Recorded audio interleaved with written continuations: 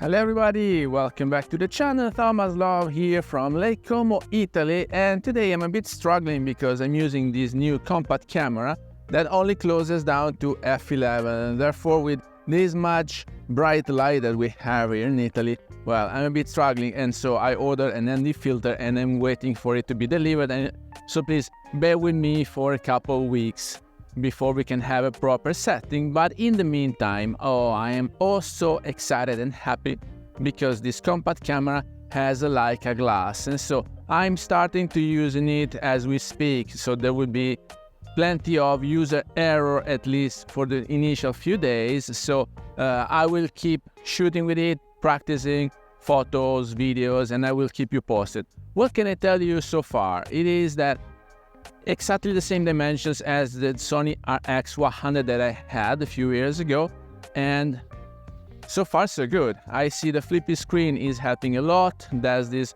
face detect for the autofocusing that is tracking me as we speak right now. I don't know if it's bouncing a bit, struggling to get the focus or not, so I will try to move in the shade. And the optical stabilization is on, so while I'm walking down this hill it should help a bit, but I will only see it in post when I download the file. And what else can I say? The shape is great, it's really pocketable, it fits in my pocket. I added a handle because when you record in 4K it crops in, so the 24mm that was wide open for photography become like a 36 with videos, and so recording in 4K you have this little crop, but I don't want to record in HD because I want to compare 4K to the 4K from the other cameras, so basically the other Lumix I was using, which is a full frame.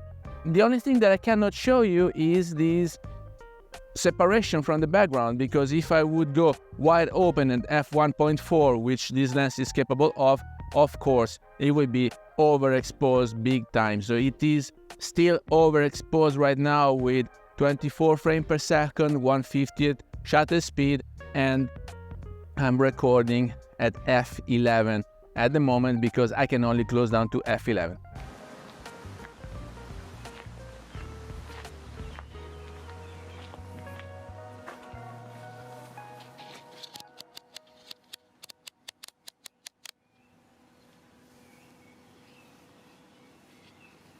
See why I need f1.4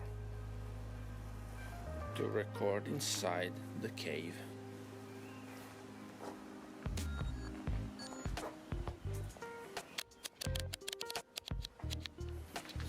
For stills, it's a great little camera. It has 20 megapixel and a 1-inch sensor, so bear with me. I will take this around here on Lake Como and Milan downtown anytime soon, next week maybe, and I will share with you the photos that I'm taking with this camera. And I'm very happy because it's really pocketable and lightweight, and so I know that summertime is approaching. You guys are planning for your vacations, you don't want to travel with plenty of gear, you don't want to travel with your expensive gear, so if you're looking for a substitute for your actual camera to bring it on with you and use it restless, because you don't have to babysit it, you don't have to take air of it because it is only a fraction of the budget of any other full frame camera. Just for full disclosure, I paid this camera brand new. It was one of the end of stock because they don't produce it anymore, and I only paid 469 euros, taxes and shipping included. And so I have to add like another 15 euros for that ND filter, which is needed, and another 15 for a second battery and an external charger, because same thing that I had in the Sony RX100, this camera charges the battery directly into the body, so you will have to plug in your USB mini or micro USB. I didn't check yet, so I wanted an external something to charge the battery, so I don't have to plug in any voltage inside the camera body, because of course it's tested, of course it's protected, but you will never know. And so I feel more safe with that protection and with the external charging for the battery.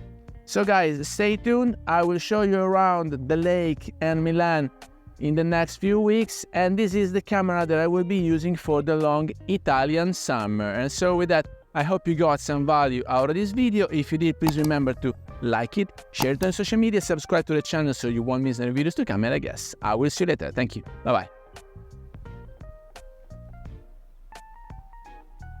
Villa Olmo in the background.